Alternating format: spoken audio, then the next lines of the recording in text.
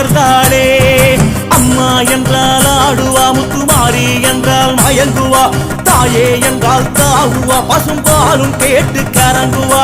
அம்மா என்றால் ஆடுவா, முத்துமாரி என்றால் மயங்குவா, தாயே என்றால் தாவுவா, பசும் பாலும் கேட்டு கரங்குவா.